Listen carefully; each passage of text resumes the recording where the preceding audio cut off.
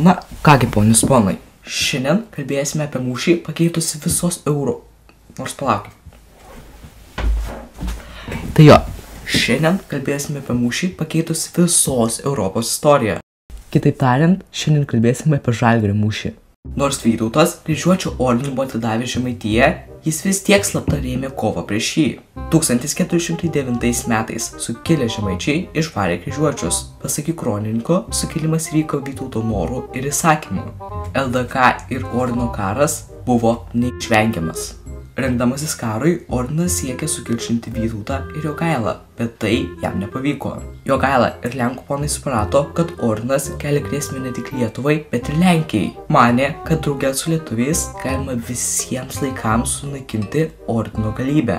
Norėdami sutrukdyti ordinui gauti pagalbą, Jogaila Vytautas visai Europai išsiuntinėjo laiškus, kuriuose kaltino ordiną, esą jis puoląs krikščionišką Lietuvą, siekdamas ją užgrobti. Kad valdydami žemaičius visai nesirūpino jų krikštu, nestatė bažnyčių. Kryžiuočiai taip pat išsiuntinėjo raštus, kuriuose kaltino Vytautą ir Jogailą apgavikiškai remiant pagonį žemaičius. Ordino vadovybė tikėjosi, kad lietuviai ir lenkai puls atskirai. Tačiau Jogaila Vytautas nusprendė sujungti kariuomenės ir drauge žygiuoti į ordino sostinę Marienburgą. Kryžiuočių ordino didysis magistras Ulrikas von Jungingenas apie sąjungininkų žygių kryptį sužinojo pavėluotai. Po skuboto žygio jo kariuomenė užtvėrė sąjungininkams kelią tarp Tannenbergo ir Grunvaldo. Manoma, kad sąjungininkų buvo apie 20-30 tūkstančių, o kryžiuočių per 20 tūkstančių. Vytautas atsivedė lietuvių žemių bei Lietuvai priklausiusių Rusijos žemių pašauktinius ir totorių būrį. Jogailos kariuomenę sudarė Lenkų pašauktiniai ir samdyti čekų būriai. Kitoje pusėje stovėjo Europos riterijos žiedas. Ordino broliai iš kitų Europos šalių atvykę riteriai ir Vokietijoje verbuoti samdiniai. Aušo 1410 m. Liepos 15 rytas. Magistras siekė, kad lietuviai ir lenkai išeitų iš miško prietangos ir pultų pirmi, tačiau taktiniais sumetimais šie neskubėjo. Vyriausiasis karo vadas Jogaila meldėsi, o Vytautas rikiavo pulkus. Po 3 valandų nekantraujantis ordino magistras pasiuntė Jogailai Vytautui 2 kalavijus, ragindamas juos stoti į kovą. Mūšį pradėjo lietuviai, jie stojo prieš galingiausias priešo pajėgas. Praėjus valandai nuo mūšio pradžios dešiniajame sparne kovojantis Vytauto pulkai ėmė trauktis. Tariamu bėgimu buvo siekta išlaidyti geriau ginkluotų priešų rikiuotę. Skaudi pamoka prie Vorsklos dabar labai pravertė. Iš totorių išmoktas manevras pavyko. Vieni kryžiuočiai nusivijo apgaulingai bėgančiusius, kiti užgriuvo mūšio lauke esančius lietuvius ir lenkus. Vytautas nuolat buvo mūšio lauke. Keisdamas žirgus, jodinėjo tarp karių, drąsino juos, nusilpusiems siuntė pastiprinimą. Manydamas, kad pergalė jau arti, į mūšį stojo ir ordino magistras su rezerviniais pulkais.